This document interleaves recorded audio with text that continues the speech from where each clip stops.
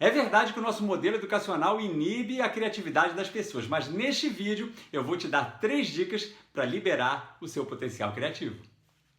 Bom dia, boa tarde, boa noite, inovadores. Bruno Palvarino falando de criatividade e inovação. Esse vídeo é em homenagem ao Ken Robinson, aquele grande educador responsável pela maior visualização de um vídeo do TED Talk e que nos deixou em 2020. Ele já estava doente, um grande educador britânico, morou muito tempo nos Estados Unidos. E olha, você pode pegar qualquer vídeo dele que tem disponível na web, você vai ver que o cara é sensacional. Em homenagem a ele, nós vamos falar aqui de criatividade e do modelo educacional. O vídeo dele mais visto no TED Talks fala justamente que as nossas escolas matam a nossa criatividade. E aqui a gente vai comentar então de 3 encontros. 2 deles eu tive presencialmente, com pessoas que mudaram a minha cabeça e que são 3 dicas que liberam o seu potencial criativo, com certeza. Bom, o primeiro desses encontros presenciais que eu tive foi com o grande brasileiro Murilo Gun. Eu já conheci o Murilo Gun, você deve conhecer, é claro, ele está há muito tempo na estrada, né? Antes de ser conhecido como o cara que mexe com criatividade, que tem um site, que tem uma escola voltada para a criatividade, que trabalha com criatividade de crianças, para evitar que as crianças entrem nesse modelo educacional viciado que a gente habita. O Murilo Gun fez uma carreira muito bem sucedida como garoto prodígio e também como humorista. Vocês devem ter visto já vídeos dele na web. Eu o conheci assim, fazendo humor, fazendo comédia em pé, fazendo stand-up, participando de programas na televisão, no SBT. E aí o Murilo Gun, alguém há uns 2, 3 anos atrás, lá no trabalho, a gente fazia um evento anual, sempre lá por novembro, chamado Semana de Inovação. E naquele ano, não sei quem foi que teve a ideia, provavelmente foi o nosso chefe, que falou assim, olha, a gente podia tentar dar uma mudada no padrão aqui do nosso evento, né? Porque ele está um evento meio tradicional demais. Por exemplo, tem aquelas mesas de abertura com longas falas, e aí eu já pensando assim, pô, é verdade, a cada ano a gente diz que vai fazer isso ser mais fluido, mais interessante, e cada vez parece que ele fica mais pesado, com mais autoridade, falando de uma forma antiquada, que aquilo ali não desperta o potencial de ninguém, né? E aí alguém falou assim, pô, vamos chamar o Murilo Gun? E aí ficou só aquela ideia assim na mesa, de repente eu pensei assim, voltei pro meu computador e falei, o que a gente precisa para chamar o Murilo Gun? É só tentar achar o contato dele e mandar uma mensagem. Tinha na página dele um contato, fale com a gente. E eu falei, Murilo, nós fazemos parte aqui do Ministério da Economia, Ministério do Planejamento na época, fazemos a Semana de Inovação todo ano, e no evento desse ano a gente gostaria de contar com a sua presença, de repente sendo mestre de cerimônias, ou tendo alguma ideia para ajudar a gente a destravar esse tipo de evento. O que você acha? Ele não só curtiu, como ele falou assim, a assessoria dele disse, olha, o Murilo vai estar daqui a uns 15 dias em Brasília, e aí a gente pode sim marcar uma conversa presencial. Onde é que vocês estão? Vamos combinar esse papo. Bom, isso já foi uma surpresa pra gente, porque na cabeça de muitas pessoas, e isso é uma coisa que todos nós temos que tomar cuidado e ver que a coisa é muito mais simples do que parece, né? A gente pensa assim, aquela pessoa que é famosa na internet, na televisão, quando que ela vai me dar moral de vir fazer um bate-papo comigo? É só, de repente, você mandar um e-mail, mandar um WhatsApp, entrar no Instagram dela e perguntar se ela topa. O máximo que pode acontecer é você ficar do tamanho que você está hoje, né? Receber um não. Mas isso você já tem, não é verdade? Então o Murilo topou aquele papo. O bacana da nossa conversa é que a gente resolveu que, em vez de aproveitar aquela meia hora, 1 hora que ele ia ter de janela para fazer aquela conversa com a gente, também no modelo tradicional, nós resolvemos fazer a nossa apresentação para ele do que era o evento, de quem éramos nós. Em vez de usarmos um PowerPoint, que era o que 95% das pessoas fariam, a gente resolveu fazer um vídeo curto de 2 minutos, dizendo quem a gente era, o que era o evento e como que a gente queria fazer essa mudança. E aí a gente pegou a seguinte ideia. Quem é mais antigo vai se lembrar de um programa revolucionário que houve no Brasil de humor há uns 30 anos atrás, chamado TV Pirata. A ideia era vários humoristas, apesar de ser na TV Globo, eram vários humoristas que escreviam como se pessoas tivessem tomado uma estação de TV, por isso o nome TV Pirata, e mudasse a programação para a programação ser uma programação divertida, humor, alternativa, né? Então a gente fez isso. Como a gente queria ter esse tom de uma certa forma no nosso evento de inovação do fim do ano, que a gente iria pegar que as pessoas inovadoras tomaram o evento e começaram a fazer um evento muito mais leve, divertido e participativo, a gente fez esse vídeo. Eu peguei imagens da TV Pirata, peguei imagens de outros seriados, dublei, fiz uma trilha sonora e tudo, e a gente apresentou isso para ele. E o bacana é que o Murilo, quando acabou de ver aquilo, falou assim, já gostei de vocês, porque vocês fugiram do caminho tradicional, vocês foram altamente criativos para fazer essa explanação do que vocês querem, e aí o negócio começou a fluir, o papo foi ótimo. Infelizmente, depois por questões de agenda, contratuais, ele acabou não participando daquele nosso evento naquele ano, mas a coisa chegou a ter algum tipo de desdobramento, e eu me lembro que nessa visita dele, ele tirou algumas fotos para botar no nosso mural, e uma das coisas que ficou gravada na minha cabeça é que a gente tinha posto uma foto dele com uma frase que ele usava e o nome dele embaixo, Murilo Gun, e a gente falou assim, você pode assinar que a gente vai botar isso aqui no nosso mural?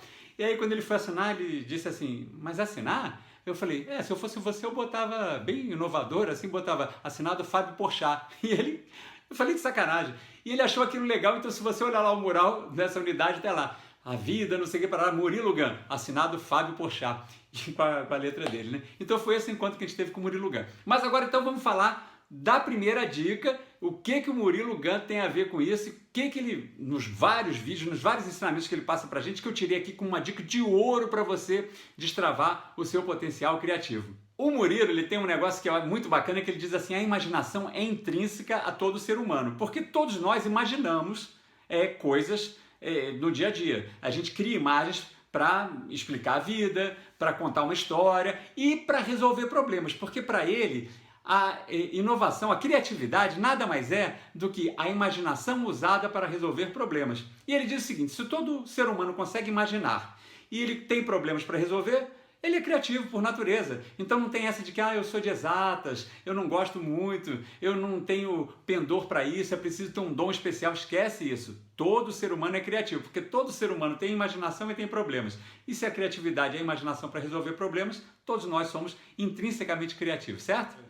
Ele gosta muito de citar aquela frase, o ser humano criativo não é alguém que foi lhe ensinada a criatividade, né? Mas na verdade é a pessoa de que isso não foi retirado, porque isso daí é uma natureza fundamental, isso faz parte do ser humano, ser criativo faz parte do ser humano. O Murilo tem uma tese que ele defende que hoje há um conhecimento tão abundante e que tem um progresso tecnológico que deixa a web disponível a você a qualquer momento, que você deve ser capaz de montar o seu currículo de acordo com aquilo que você quer naquele momento e com a faculdade de poder contratar e demitir esses professores, essas revistas que você assina, esses canais que você segue, esses perfis que você acompanha, a qualquer tempo. Quer dizer, se aquilo que você está vendo ali já não lhe interessa mais, você pode trocar para o outro.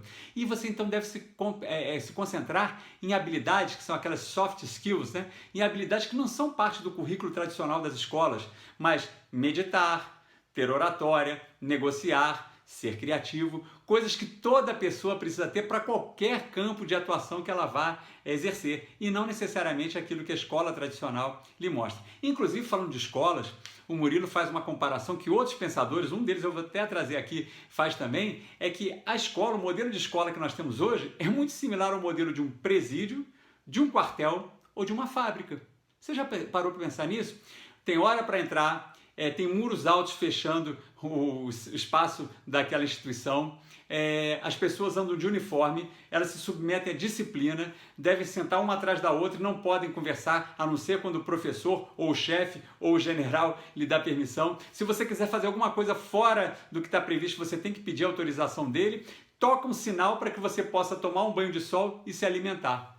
É verdade, hein? A escola é muito parecida com um presídio, ou com um quartel, ou com uma fábrica. Uau! Por que o Murilo faz essa sugestão da gente se concentrar em outras habilidades que não façam parte do currículo tradicional lógico-matemático? Porque até com o avanço tecnológico que nós estamos verificando no mundo de hoje em dia, com os robôs e as máquinas tomando o nosso lugar para fazer atividades repetitivas, aquelas características que são intrinsecamente humanas é que vão fazer a nossa diferença. Quer dizer, até se você estiver pensando só de forma egoísta ou simplificada no mercado de trabalho, o que faria um empregador contratar você se não fosse pela sua habilidade humana, que é diferente da máquina, se a máquina está tendo cada vez mais capacidade de fazer o que você já fazia operacionalmente? Então a gente tem que abandonar esse modelo mecanicista e partir para uma coisa muito mais humana que está à nossa disposição, né? Então, a primeira dica de ouro para liberar seu potencial criativo que está aqui, que eu tiro dos ensinamentos do Murilo Gun, dos vídeos dele, que eu até sugiro que você vá na internet e dê uma olhada nos vídeos dele, você deve aprender a ser um autodidata. E autodidata na arte de resolver problemas. Nessas habilidades que não fazem parte do dia a dia do currículo da escola, da faculdade, da universidade em que você está matriculado ou da qual você já saiu. O Murilo, inclusive, fala o seguinte, ele faz uma provocação num vídeo de um TED Talk que ele fez também, dizendo o seguinte, quem já terminou os estudos? Aí um bando de gente levanta a mão e ele fala, gente, vocês terminaram os estudos mesmo? Faz sentido isso? Parar de estudar? Essa vida que você durante um período da sua existência está só recebendo conhecimentos, depois você está só trabalhando, depois você só se aposenta. No mundo de hoje, isso é como você caminhar numa esteira que está rodando para trás e você está parado. Se você não está mais estudando, você está ficando para trás. Você tem que pelo menos começar a ter uma aprendizagem que te traga mais conhecimentos numa velocidade maior do que a da esteira, não é? Para você sentir que está progredindo. Senão, se você estiver igual a esteira, você está no mínimo ficando parado. Senão, você está indo para trás. Está gostando do conteúdo desse vídeo? Então deixa eu te pedir um negócio, dê um like aqui, se inscreva no meu canal e ative o sininho das notificações para você ficar sempre por dentro das novidades que eu estou publicando aqui no canal do YouTube. A segunda grande ideia que eu quero falar nesse vídeo veio de um grande encontro também que eu tive presencial com uma sumidade e que também tem a ver com o TED Talk. Em 2016, eu fui ao Rio de Janeiro participar de um encontro sobre educação e que a estrela central desse encontro era um indiano chamado Sugata Mitra. O Sugata ficou famosíssimo no mundo quando ele ganhou o prêmio inovador do TED Talk em 2013, se não me engano ele ganhou $1 milhão, por conta de uma ideia, a ideia mais inovadora daquele concurso que tinha sido feito. E que ideia foi essa? Bom, o Sugata, como eu disse, é um indiano, ele é físico, se eu não me engano, de formação, e ele estava ganhando muito dinheiro, ele dizia, dando aula num trabalho que não era nada estimulante para ele. Ele dava aula de programação de sistemas numa escola rica em Nova Delhi. E aí ele começou a ficar incomodado com duas coisas. A primeira é que do escritório dele ele conseguia pela janela ver do lado do escritório dele uma favela com crianças vivendo numa extrema pobreza, sem tipo de qualquer recurso disponível, nem para comer, nem para vestir, muito menos educacional. Então vivendo numa miséria absoluta do lado do escritório dele e ele dando aula para crianças ricas, de boa condição e que tinham acesso às melhores escolas, ao melhor conteúdo educacional. E aí também incomodava ele os pais dessas crianças virem falar com ele dizendo assim, nossa, que bacana, eu acho que meu filho tem um dom especial, ele é muito bom nisso, ele é muito criativo naquilo, eu acho que ele realmente é uma pessoa diferenciada. E o Sugata começou a ficar com aquilo na cabeça e falou assim, pô, mas o que diferencia essa criança rica que está aqui e a que está do outro lado do muro, que não tem acesso a nada disso? Será que realmente existe um dom especial que esse tipo de criança que tem? Ou será que só falta oportunidade para aquele outro tipo de criança também poder desenvolver o seu potencial criativo e chegar nos mesmos resultados? Ainda sem saber muito o que ele ia fazer, ele teve uma ideia maravilhosa. Ele comprou, com os recursos dele, um computador, abriu um buraco no muro, por isso o nome do projeto dele se chamava o Furo na parede que separava o escritório dele daquela favela, chumbou esse computador virado para as crianças da favela. Enquanto ele estava conectando o computador, ele começou a ver as pessoas chegando em volta dele e perguntando assim, o que é isso, hein? E para que serve? E aí ele, de brincadeira, mas meio a sério, também falou assim, olha, eu só vim instalar, eu nem sei para que é isso aqui. Na verdade, eu já estou até indo embora, tá? Tchau. Qual foi a grande sacada que ele teve? Ele quis fazer um experimento, ainda meio assim empírico, de saber se crianças que não têm acesso a nada, não tem nem professor, tendo um computador ligado na banda larga, na internet, e com alguns programas que elas pudessem acessar para navegar pela internet, poderiam começar a ter algum tipo de aprendizagem, independente de ter escola, de ter professor, de ter ensinamento. E o que ele descobriu foi simplesmente fantástico. Depois de alguns dias, ele começou a visitar aquela favela e ele começou a ver que crianças estavam umas ensinando as outras. Uma pegava a habilidade em usar o mouse e aí daqui a pouco várias pessoas já estavam sabendo habilitar o mouse.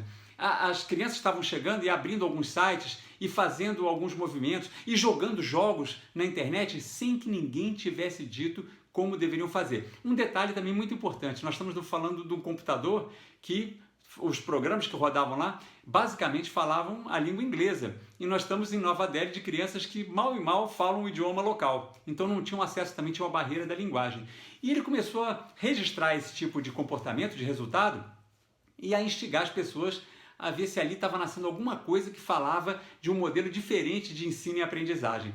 E aí o principal questionamento que ele teve foi assim, não, mas essas crianças devem estar tendo algum tipo de ajuda, você não deu, mas algum adulto pode ter vindo, explicado para eles como fazer, alguma criança mais velha que tinha algum tipo de habilidade, experiência anterior na internet, ensinou as outras. Então não dá ainda para a gente dizer se isso daí é realmente um resultado significativo ou não. Então ele resolveu se desafiar. Ele andou para uns 300 quilômetros distante de Nova Delhi, levou aquele computador dele, foi numa aldeia que as crianças tinham menos recursos ainda, eram mais pobres e que falavam um dialeto específico daquela região da Índia. E aí, com o passar do tempo, ele foi resolvendo sofisticar. Quando ele começou a achar que o negócio estava caminhando para algum lado que fazia sentido essa forma de aprendizagem, ele resolveu fazer alguns testes para desconstruir o que ele achava que era uma resposta que ele tinha alcançado, né? Ele teve essa preocupação com o método científico de falar assim, eu só vou dizer que isso é verdade quando eu tentar mostrar que eu estou errado.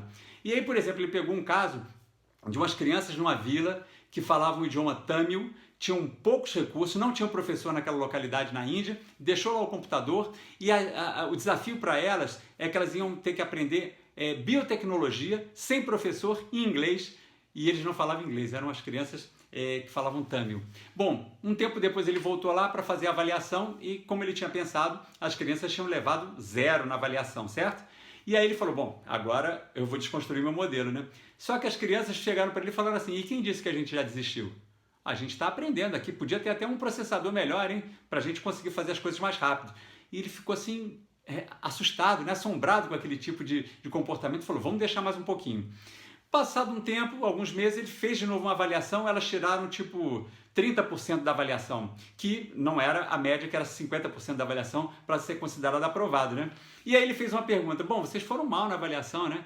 E aí, o que vocês aprenderam até agora de biotecnologia? E ele ficou encantado com a resposta que ele recebeu de uma menina que falou assim, até agora a gente não aprendeu nada, a não ser que mutações no DNA fazem com que a doença se desenvolva, ou seja, ela conseguiu entender numa outra língua o fundamento do assunto que ela deveria estar estudando, sem que ninguém falasse nada, entendeu? Então foi a primeira vez que ele viu essa ideia de aprender sozinho, aquele conceito de autodidatismo que o Murilo já falava ali, e ele falou, eu estou indo no caminho certo. As escolas hoje não cumprem mais o seu papel, as escolas estão totalmente obsoletas, elas foram criadas num modelo que explicava que isso daí... Bom, eu já vou chegar nesse ponto, mas deixa eu só terminar essa história lá da aldeia Tâmil. E aí, numa próxima avaliação, elas conseguiram chegar nos 50% e ter resultados equiparáveis a escolas privadas de Delhi, de crianças ricas que tinham um professor de biotecnologia disponível. E aí que o Sugata falou, gente, o modelo de escola que a gente ainda está professando hoje em dia não faz mais sentido. Hoje, com esse conhecimento que tem todo na nuvem, existe uma inteligência na internet que precisa ser utilizado e que todo mundo pode e deve aprender pela internet para poder ser compatível com o modelo que nós vivemos e com os desafios que o nosso contexto exige. Genial, não é? Qual é o problema do modelo tradicional de escola, que é aquele modelo que todos nós ainda estamos, hoje em dia, submetidos a ele? Segundo o Sugata e vários outros pensadores, o próprio Murilo, de certa forma, falou nisso, né? Esse modelo foi muito bem sucedido e ele vem... Essa última conformação dele tem a ver com 300 anos atrás, quando o Império Britânico precisava criar, para conseguir manter seu modelo de dominação das suas colônias e fazer a informação chegar e a gestão chegar nos seus territórios. Então o Império Britânico criou o primeiro computador orgânico, né, formado de pessoas existente no mundo. Então esse computador era uma forma de você conseguir que as informações fossem para lá e voltassem e o controle fosse exercido, só que como você não tinha transistor, não tinha eletrônica disponível, você fez isso com gente, as pessoas é que iam passando a mensagem para cá e para lá. E aí, logo assim que esse computador orgânico foi criado, que é a máquina burocrática administrativa, o Império Britânico precisou criar uma outra máquina para fazer a máquina burocrática administrativa ser alimentada. E essa máquina se chamava escola. Era uma máquina que precisava gerar muita gente e precisava gerar essas pessoas para trabalhar na máquina burocrática administrativa com 3 habilidades principais. As pessoas precisavam saber ler, porque precisavam se comunicar, não tinha e-mail, não tinha WhatsApp, nós tínhamos que passar a mensagem escrita entre as pessoas que estavam espalhadas pelo cenário, daquele grande tabuleiro, né, do Império Britânico. Elas precisavam ter uma boa caligrafia, então precisavam saber ler e escrever, e elas precisavam saber fazer as 4 operações, as quatro operações básicas matemáticas para poder fazer contas e resolver problemas e passar as mensagens adiante. O problema que o Sugata fala, ele também faz essa associação que o nosso mundo da escola e o nosso mundo do trabalho se parece muito com presídio, com quartel, isso que o Murilo já falou. Hoje em dia não faz mais sentido, não existe mais aquele tipo de dominação e você tem outras formas tecnológicas, tem uma outra inteligência disponível. Então essa escola, apesar de ainda ter um modelo muito robusto e que vai resistir e que vai tentar não ruído uma hora para outra, tentar mostrar para ele, para a gente, que esse modelo é o mais adequado para nós continuarmos a obter conhecimento, ele não se sustenta mais, né? Dessa forma que está aí, não. E a questão da pandemia só fez a gente perceber melhor isso, quando a gente começou a ter a necessidade de, à distância, buscar na internet um conhecimento, e a gente está vendo que tudo que o Sugata fala, que o Murilo fala, que o Ken Robinson fala, está se comprovando na prática. E aí o segundo ponto desse nosso vídeo para liberar o seu potencial vem das lições do Sugata Mitra, esse grande educador, essa pessoa fantástica, que é o seguinte: uma das coisas que fez mudar o jogo, talvez a coisa mais importante que ele fez ele mudar o jogo, quando ele começou a fazer esses exemplos de botar o computador disponível para aquelas crianças que não tinham acesso a recursos, foi ter a figura do que ele chamou da avó. O que ele chama de avó? Não precisa ser uma avó de verdade, do ponto de vista de ser uma mulher e que tem algum tipo de relação sanguínea com a pessoa que está sendo educada. Na verdade, é aquela pessoa que, qual uma avó, ela sabe incentivar a pessoa que está aprendendo e sabe admirar essa pessoa. Então, a pessoa que, em vez do professor, naquela vila, por exemplo, lá do interior da Índia, em vez de contar com um professor formado, que nem existia, né? Que as pessoas não têm essa habilidade, não têm essa disponibilidade, no nosso país isso é muito presente também, precisava ter uma pessoa que jogasse os desafios para as crianças, não precisava saber as respostas, e que estimulasse as crianças a buscar novos conhecimentos e a resolver seus problemas, e as reconhecesse e batesse palmas a cada passo que elas dessem, a cada acerto. O Sugata fala que esse nosso modelo educacional, que hoje ainda é baseado na punição, na cobrança e nas avaliações, nas provas, nos testes, está provado hoje cientificamente que esse tipo de estresse causado pela avaliação e pela cobrança e pela bronca que se dá nas pessoas, esse tipo de cobrança ele desliga uma parte do cérebro que é justamente a parte responsável pela parte da inovação e da criatividade. Então é como se a gente mandasse as nossas crianças ou os nossos adultos para as instituições de ensino serem submetidas a avaliações e a cobranças que estão desligando a criatividade do cérebro, para que ao final desse período de estudo e aprendizagem elas fossem ser criativas na sua atividade. Mas como que você pode fazer isso se você passou anos inibindo justamente o cérebro criativo das pessoas? O Sugata, então, o segundo ponto, vamos aqui ressaltar de novo, deixar ele aqui bem claro, é que você tenha incentivo e admiração. O modelo de aprendizagem que você for adotar, se não for baseado no incentivo e na admiração, se for baseado na avaliação e nas cobranças, ele está fadado a dar muito mais errado, né? Você não vai ter a criatividade florescendo nas pessoas. Então, o Sugata Mitra criou um negócio chamado SOUL, Self-Organized Learning Environment.